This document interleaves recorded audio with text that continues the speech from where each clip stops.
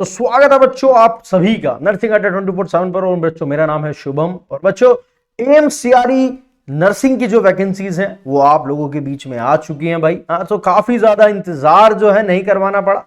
अभी ही जो है सीआरई गया था और काफी जल्दी सीआरई आ गया है। तो बिना किसी टाइम वेस्ट करे हुए हम समझने की कोशिश करते हैं कि सर ये पूरा का पूरा जो नोटिफिकेशन है वो 11 नवंबर 2025 का ही है। और जो सीआरई 4 है वो होने जा रहा है। और बच्चों इसकी जो डेट्स हैं वो काफी इंपॉर्टेंट हो जाती है क्योंकि इसकी क्लोजिंग डेट है 2 दिसंबर, यानी कि सर आ भी गया है। यानी कि सर 14 नवंबर 2025 से इसको फॉर्म भरने स्टार्ट हो जाएंगे और बच्चों क्लोज हो जाएगा 2 दिसंबर 2025 को।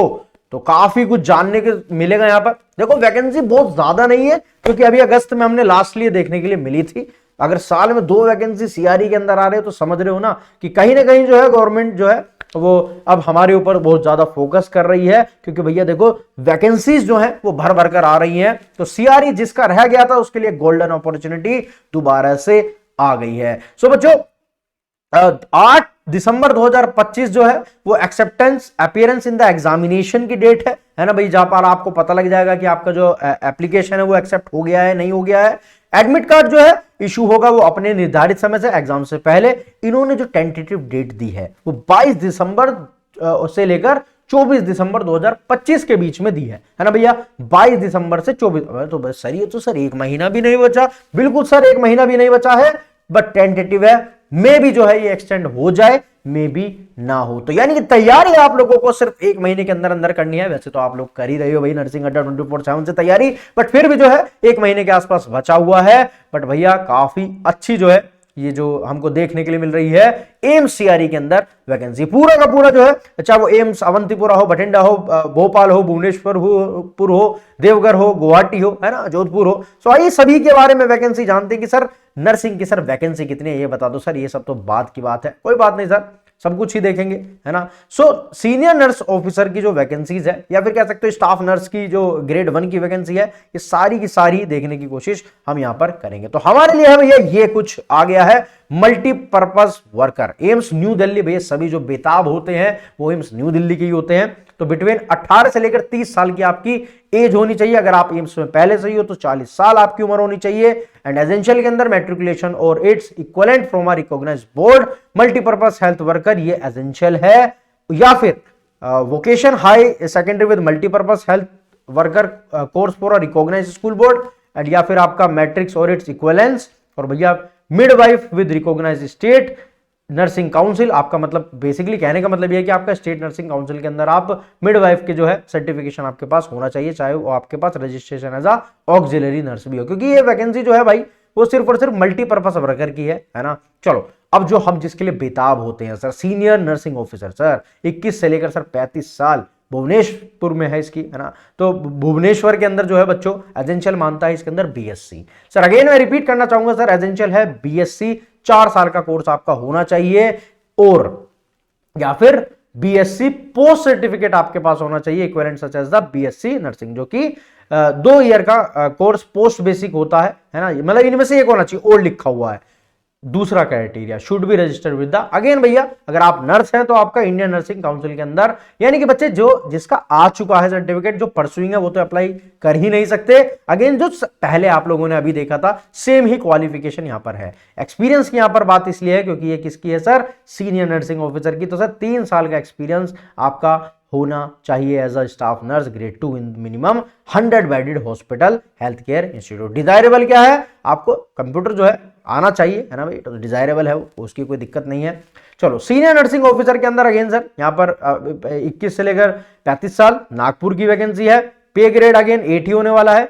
बीएससी नर्सिंग 4 साल का कोर्स, अगेन सेम ही जैसा ऊपर था वैसे ही सेम जो है क्वालिफिकेशन यहां पर देखने के लिए मिल रही है। अगेन भैया यहां पर भी 3 साल का एक्सपीरियंस था, यहां पर भी 3 साल का एक्सपीरियंस आपका होना चाहिए as a staff nurse grade 2 after the BSc nursing post certificate, BSc nursing post basics in 200 bed का हॉस्पिटल।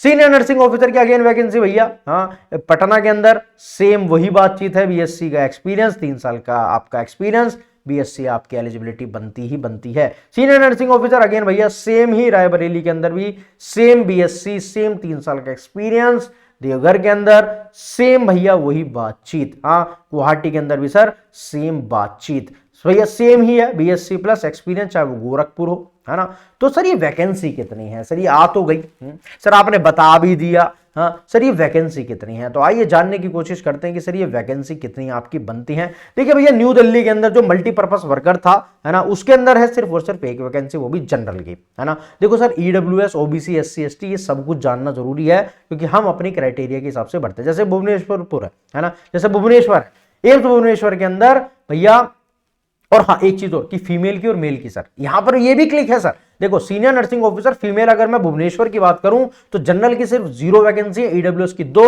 ओबीसी की 3, एससी की 1, एसटी की 2, यानी कि टोटल वैकेंसी आपकी 8 बनती है ना। सिर्फ और सिर्फ फीमेल अप्लाई कर सकती है ना भाई, फीमेल है, पोस्ट नेम मतलब फीमेल है। अगेन सर नागपुर के अंदर सर 9, 2, 8 2 वैकेंसी, एससी की वैकेंसी एक भी नहीं है, टोटल 21 वैकेंसी बनती है। सबसे ज्यादा वैकेंसी नागपुर में ही है। Then senior nursing officer female Patna के अंदर सर जनरल और ईडब्ल्यूएस की एक भी वैकेंसी नहीं है, ओबीसी की 2 वैकेंसी है, एसटी की 1 वैकेंसी है, टोटल वैकेंसी 3 बनती हैं। ऐसे ही Raebareli sir, Raebareli sir 3 vacancy general की, 1 वैकेंसी ईडब्ल्यूएस की, 1 वैकेंसी ओबीसी की, 1 एससी की, 1 एसटी की, तो टोटल 7 वैकेंसी आपकी बनती हैं। ऐसे भुवनेश्वर के अंदर सर जनरल की एक भी वैकेंसी नहीं है, ईडब्ल्यूएस की 1 और भैया एसटी की 1, 2 बनती हैं। नागपुर भैया सर अगेन मेल की वैकेंसी है, यूआर 1, ईडब्ल्यूएस 1, भैया एससी 1, एसटी 1 और 4 वैकेंसीज। पटना के अंदर अगेन सर 1 वैकेंसी ओबीसी की, 1 वैकेंसी भैया सिर्फ और सिर्फ एक ही वैकेंसी बनती है। रायबरेली के अंदर जनरल की 1, एसटी की टोटल वैकेंसी 1, कोई no SC, no ST, no EWS, no OBC. ऐसी देवघर के अंदर 5 वैकेंसी ओबीसी की, 1 ईडब्ल्यूएस की, 2 एससी की और 1 एसटी की, तो 9 वैकेंसी यहां पर बनती है। पूरा देख लेना आप, नोटिफिकेशन में डाल दूंगा। तो भैया ऐसे देवघर के अंदर है, और सबसे ज्यादा वैकेंसी बनती है अपनी गुवाहाटी में, है ना भाई। फीमेल के अंदर है सर 48 एंड मेल के अंदर है सर 12 वैकेंसीज। तो भैया 122 वैकेंसी बनती है। अगर मैं इन सबका टोटल कर दूं तो भैया 122 वैकेंसी है। कोई कम वैकेंसी तो देखो है, लेकिन नहीं है, क्योंकि भैया इसकी पूर्ति इन्होंने अगस्त में कर दी थी। ये बची हुई वैकेंसी है, सीनियर ग्रेड की वैकेंसी है, ठीक है भाई। तो भैया ऐसा मत मानिएगा, है ना, ऐसा मत मानिएगा। अच्छा जैसे मेरे को यहां दिख रहा है staff nurse grade 1, staff nurse grade 1 Guwahati की जो वैकेंसी है ना सर, गुवाहाटी की जो वैकेंसी है इसको एक बार चेक कर लेते हैं, क्योंकि इसके आगे सीनियर वैकेंसी ये नहीं है ना। सो एक बार और हम इसका गुवाहाटी वाला जो है उसको एक बार जरूर चेक करेंगे दोबारा से, शायद छूट गया हो किसी कारणवश। तो इसके अंदर भी बीएससी 4 साल का course, BSc post certificate should be register with, again 3 साल का। मेरे को लगा कि शायद मे बी जो है वो एक्सपीरियंस कम मांगा हो या फिर कुछ हो रिलैक्सेशन, बट भैया सेम ही है, हाँ सेम ही है। हाँ चलो, तो शायद आप लोगों को समझ में आ गया होगा कि भैया वैकेंसी जो है अपने पास 122 है, और भैया बढ़िया वैकेंसीज हैं, मेहनत करनी है। डेट्स आपको सारी की सारी बता दिए हैं। सर्टिफिकेट कहां पर मिलेंगे सर, इस ऑफिशियल पीडीएफ के सबसे लास्ट में सारे के सारे डाल रखे हैं फॉर्मेट के। अगर आप पहले से जॉब कर रहे हो उसमें तो एज रिलैक्सेशन का, अगर आप एससी का बनवाना चाह रहे हो, ईडब्ल्यूएस का फॉर्मेट चाहिए सर्टिफिकेट का, वो भी नीचे की तरफ दिया हुआ है। तैयारी जीत की करनी है, नीचे दिए हुए फॉर्म को जरूर भरिएगा, गूगल फॉर्म को, जिससे कि हम आप लोगों की मदद कर सकें। और भैया एज इट इज जो है वो सारी की सारी प्रिपरेशन, हाँ नर्सिंग अड्डा 24/7 पर इसी तरीके से चलती रहेंगी, ठीक है। सो बच्चों मिलते हैं इसी तरीके से तैयारी के साथ, और अपने बैग पैक कर लीजिए भैया बढ़िया तरीके से, क्योंकि अब एम्स सीआरई के अंदर दोबारा से मेहनत करने के लिए हम लोग तैयार हैं। तो बच्चों मिलते हैं ऐसे ही खिलखिलाते हुए, तैयारी करते रहिएगा नर्सिंग अड्डा 24/7 के साथ। तो तब तक के लिए जय हिंद, वंदे मातरम, जय Bharat, good night, bye bye बच्चों।